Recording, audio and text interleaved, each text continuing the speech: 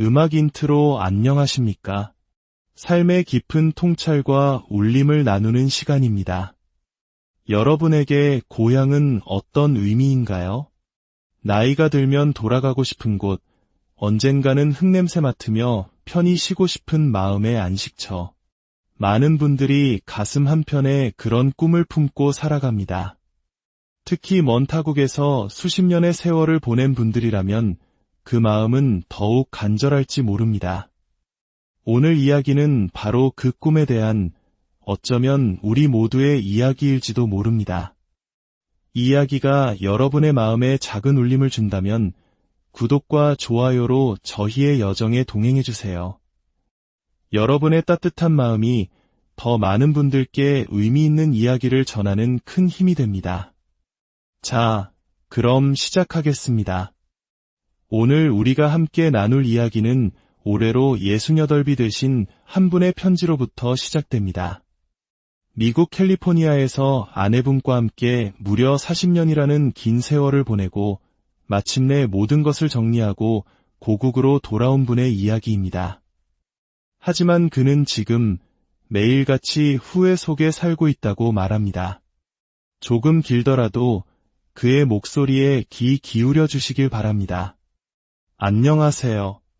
저는 올해만 68세, 제 아내는 65세인 사람입니다. 지금은 경기도 분당에 살고 있지만 제 마음 한구석은 아직도 따스한 햇살이 내리쬐던 캘리포니아에 머물러 있는 것 같습니다. 사실 제 이야기를 이렇게 공개적으로 보내게 될 줄은 몰랐습니다. 저 같은 사람도 있구나 하고 웃으실 분도 있겠지요.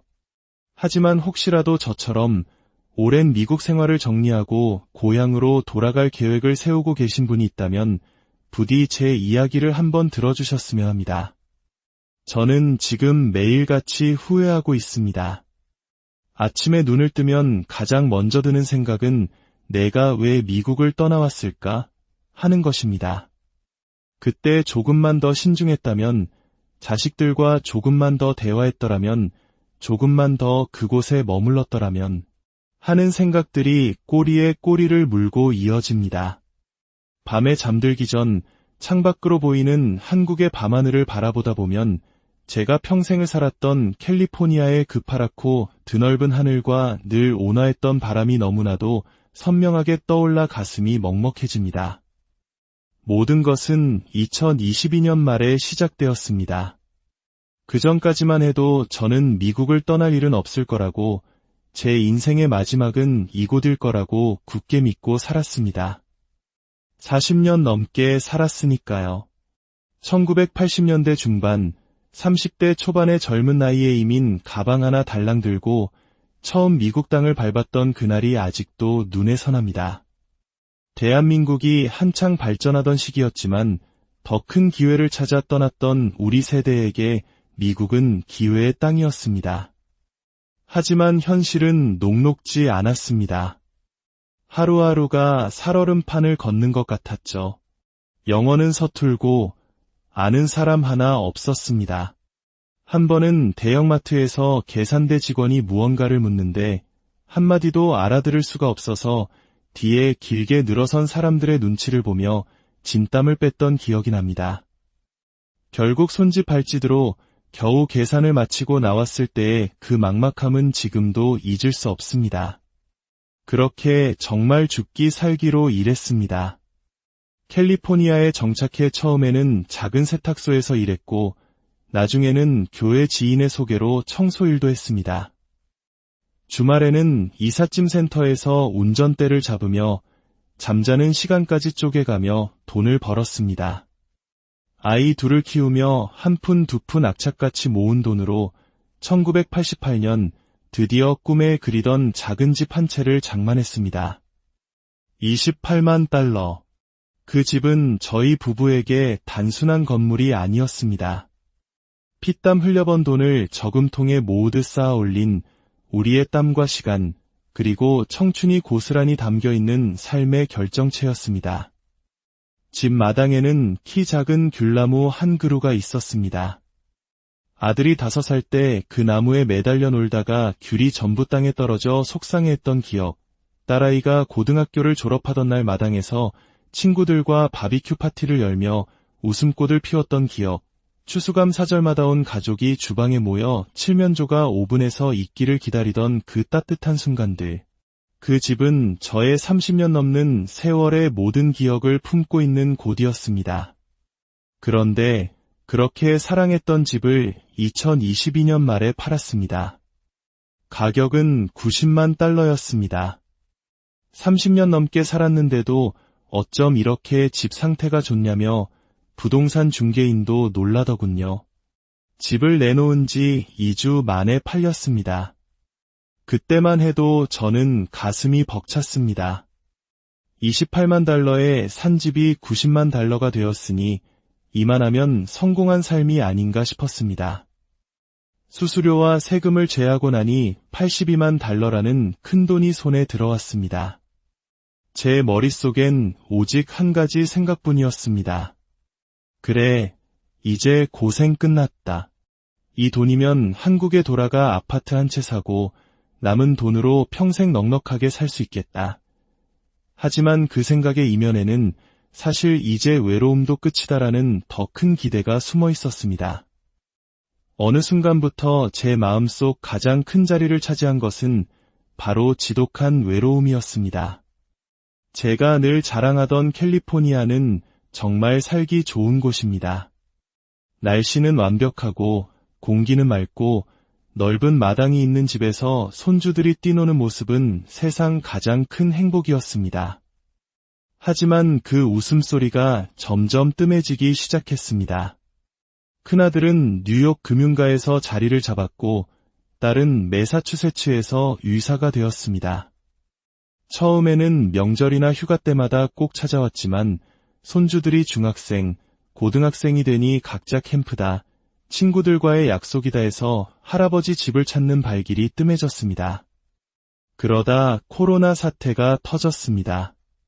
비행기 타는 것조차 꺼려지면서 1년에 한두 번 보던 얼굴은 2년, 3년이 지나도 보기 힘들어졌습니다. 아내와 저는 텅 빈 넓은 집에 덩그러니 둘만 남게 되었습니다.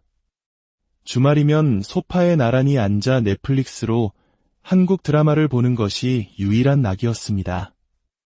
자막 없이도 모든 대사를 알아들을 수 있다는 사실이 그렇게 반가울 수가 없었습니다. 아내는 드라마 속 정겨운 한국의 동네 풍경을 보며 나지막이 한숨을 쉬곤 했습니다. 여보, 우리도 저런 데서 살면 얼마나 좋을까? 처음엔 농담인 줄 알았지만 아내가 몰래 스마트폰으로 한국 부동산 사이트를 들여다보는 것을 보고 알았습니다. 이 사람이 정말로 돌아가고 싶구나. 아내는 미국 생활 내내 영어를 곧잘 했지만 마음을 터놓을 친구는 많지 않았습니다. 한인의 모임이나 교회 소모임이 전부였지요. 하지만 그분들도 한 분, 두 분 연세가 드시면서 연락이 뜸해지고 나도 이제 한국 가서 살란다 하며 떠나는 분들이 늘어났습니다. 그분들이 SNS에 올리는 한국의 전원주택 마당, 장독대 옆에서 환하게 웃고 있는 사진을 볼 때마다 아내의 눈에는 부러움이 가득했습니다.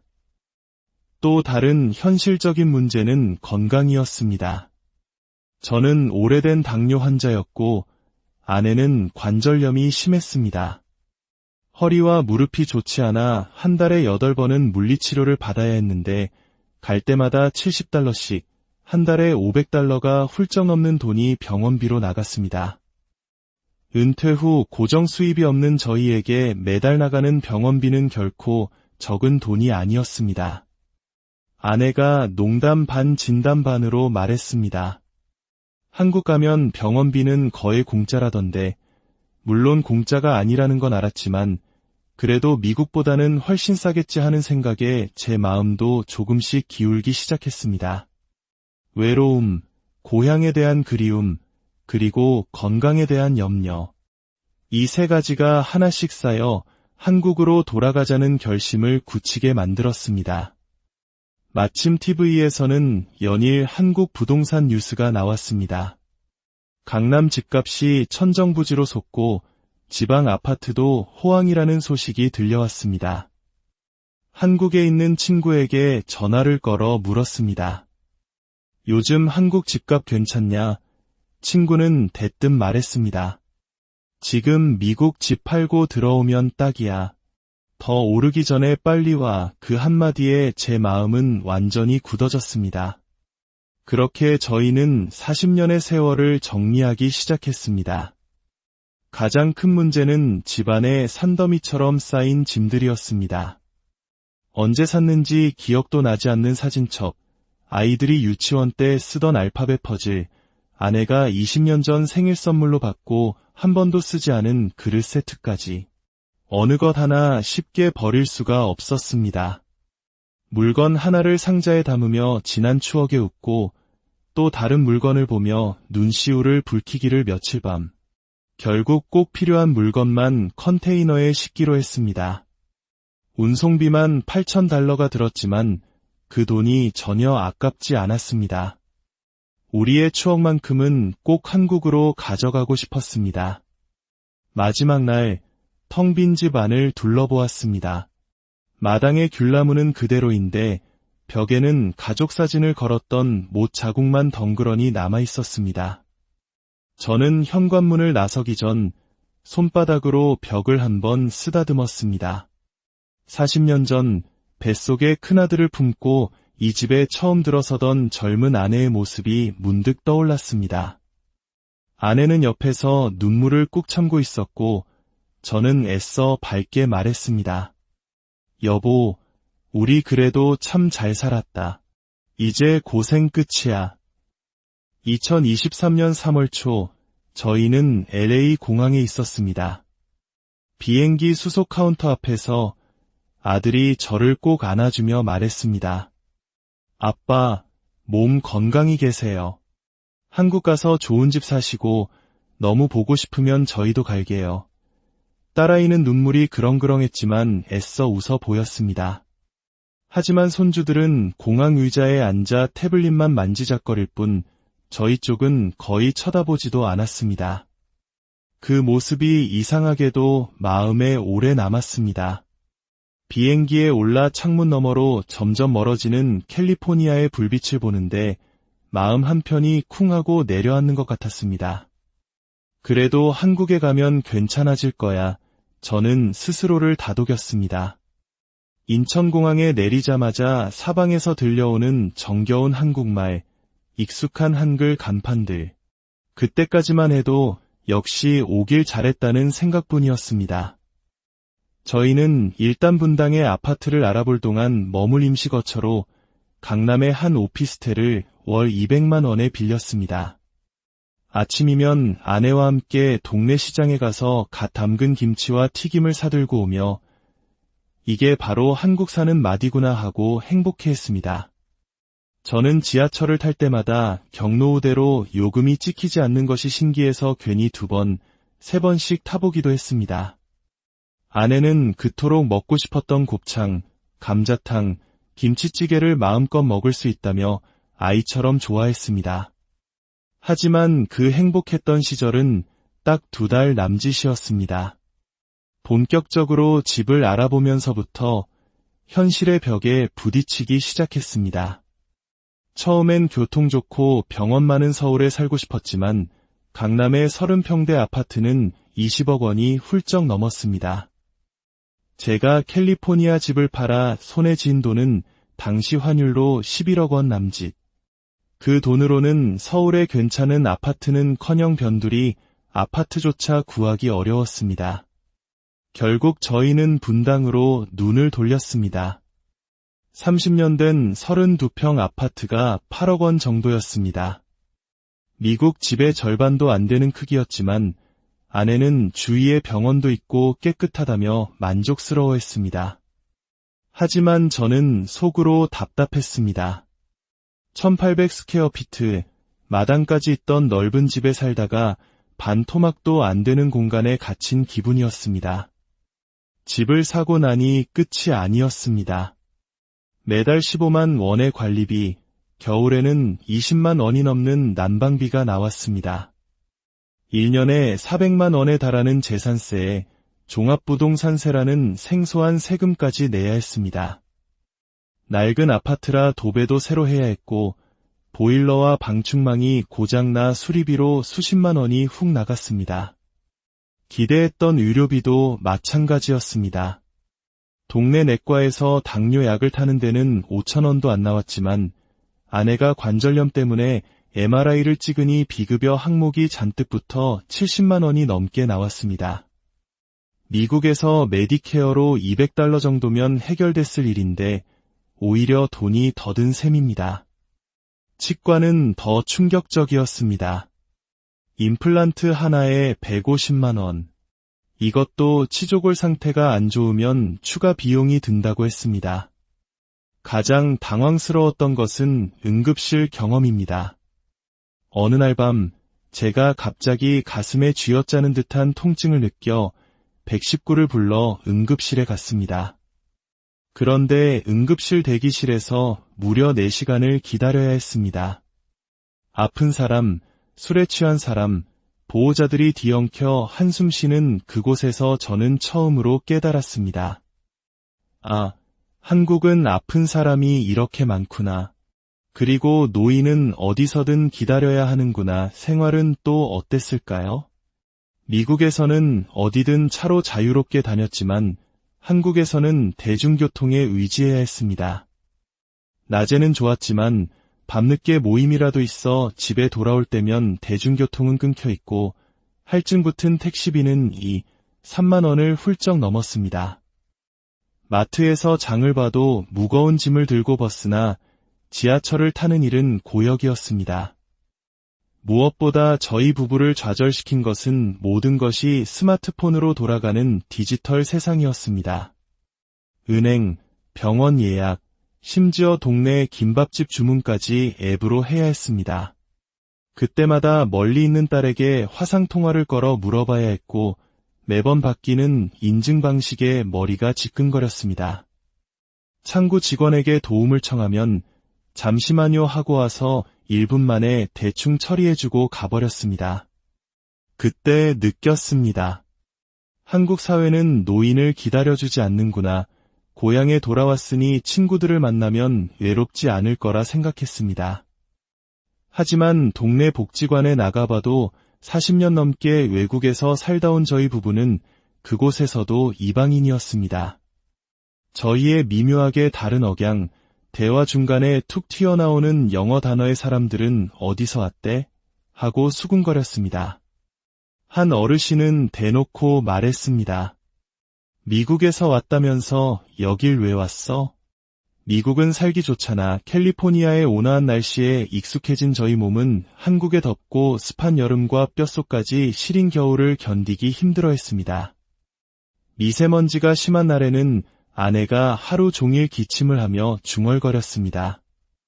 여보, 캘리포니아 하늘은 참 파랗고 깨끗했는데 이런 작은 불편함들이 쌓여 거대한 좌절감이 되었습니다. 한국에 온 지 1년, 그리고 몇 달이 더 지났습니다. 처음에는 적응하면 괜찮아지겠지 하고 스스로를 다독였지만 마음속에는 점점 우리가 떠나온 미국 생활이 더 또렷하게 떠오르기 시작했습니다. 무엇보다 그리운 것은 넓은 공간이 주는 여유였습니다. 지금 사는 분당 아파트는 창문을 열면 바로 옆동이 보이고 이 집 아이가 뛸 때마다 아내는 층간소음에 머리를 감싸 쥐었습니다.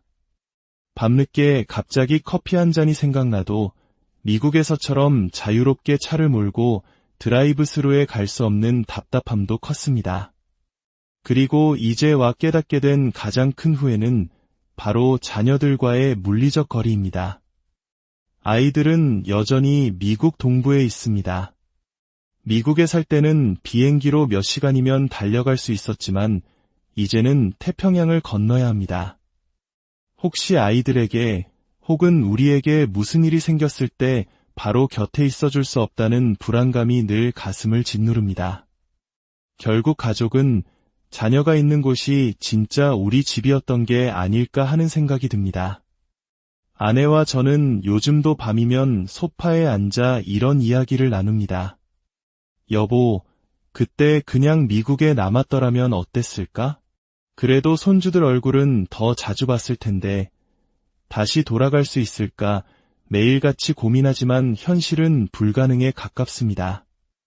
우리가 팔고 온 집은 제 120만 달러를 줘야 살 수 있고 모기지 금리는 그때보다 훨씬 올랐습니다. 어느덧 70에 가까워진 나이에 다시 미국으로 돌아가 모든 것을 새로 시작할 자신도 없습니다. 저희는 이제 한국에서도 미국에서도 뿌리내리지 못하는 이방인이 되어버렸습니다.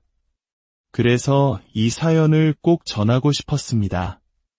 혹시라도 고향이 그립다는 막연한 이유만으로 모든 것을 정리하고 돌아오려는 분들이 계시다면 부디 한 번 더 아주 신중하게 생각하시라고 말씀드리고 싶습니다. 한국도 물론 좋은 나라입니다. 하지만 수십 년의 세월이 흐르는 동안 내가 살던 고향도 그리고 나 자신도 너무나 많이 변해버렸다는 사실을 기억해야 합니다. 그는 편지 마지막에 이렇게 적었습니다. 향수는 짧은 여행으로 달래는 것이 가장 좋습니다. 돌아온다고 해서 모든 것이 해결되는 것은 아닐지도 모릅니다. 저처럼 후회하는 삶을 살지 않으시길 진심으로 바랍니다. 어쩌면 이 한마디가 오늘 이야기의 전부가 아닐까 싶습니다.